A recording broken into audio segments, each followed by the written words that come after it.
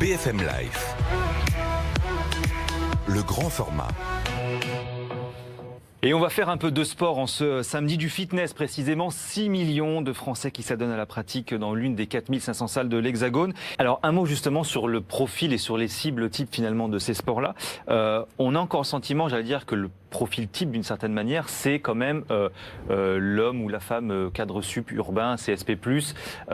Il y a encore quand même cette logique-là. Est-ce que, alors Kevin Sanson, est-ce que dans les salles Bodit, parce qu'il y a aussi beaucoup de salles en province avec Bodit, est-ce que vous le ressentez comme ça, vous? Est-ce que vous l'interprétez comme ça?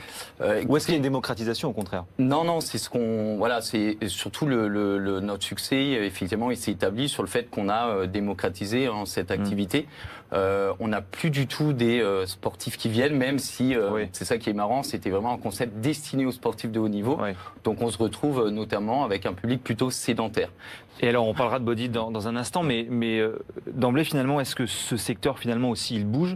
Parce que alors, des acteurs comme vous notamment, on fait aussi tomber un petit peu les clichés qu'on pouvait avoir autour de ces salles de sport, autour de la pratique du fitness en tant que tel. Dans les années 80, c'était effectivement très tutu yutu, jogging fluo. Après il y a eu le côté très culturisme, etc. Est-ce que vous contribuez aussi, vous avez envie, vous, dans votre approche, de faire finalement tomber ces quelques barrières, ces quelques clichés ou l'image qu'on peut en avoir? Oui, bien sûr. Non, c'est vraiment l'ouvrir au grand public. Alors, c'est ce qui fait aussi qu'on s'est positionné. Donc, la demande change.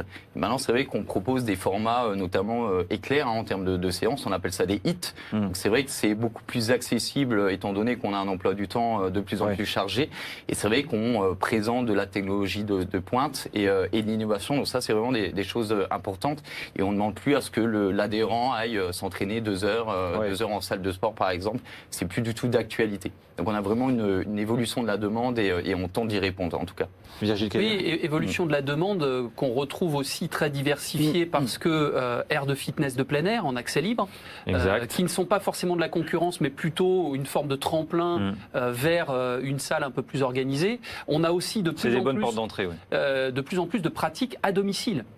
Ça aussi, ça participe de la démocratisation en quelque sorte des pratiques de fitness et on s'aperçoit quand même que près de 2/3 de la population a moins de 45 ans.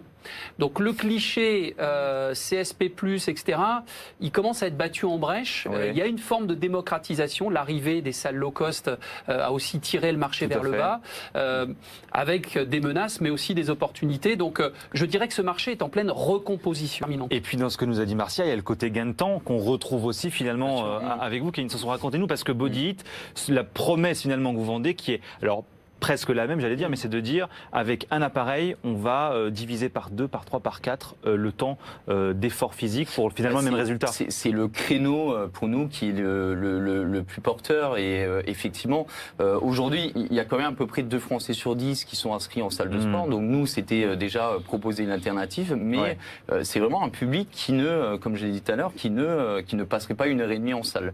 Donc on a effectivement, on a pu identifier et puis faire converger donc, ce genre de public. Concrètement, c'est quoi? C'est un appareil? Ça se passe comment finalement? Oui, alors en fait, ce sont des séquences très très courtes, de 20 minutes, et c'est vrai qu'on va durant lesquelles on va vous équiper avec un gilet, des sangles, avec électrodes, et donc vous allez faire des séries d'exercices encadrés par un coach. Et donc l'intérêt, c'est que vous avez une impulsion électrique qui est transmise au muscle et qui force et optimise sa contraction. Donc c'est vraiment le concept en lui-même. Bon, on upgrade ces séances de sport. Et vous dites 20 minutes, ça vaut quoi? 4 heures d'entraînement. Après, 4 heures, ça veut tout et rien dire, mais on va adapter, on va moduler de par les intensités. On va s'adapter vraiment au niveau de la personne. Et donc ça, aujourd'hui, ce sont des appareils, des pratiques qui sont disponibles dans des salles, mais dans des salles qui sont, entre guillemets, les vôtres. C'est ça l'intérêt? Bien sûr. C'est ça l'objectif pour vous? Et un petit peu comme la grande distribution, c'est-à-dire nous, aujourd'hui, on a opéré sur une nouvelle stratégie, c'est d'aller au contact du public et des adhérents.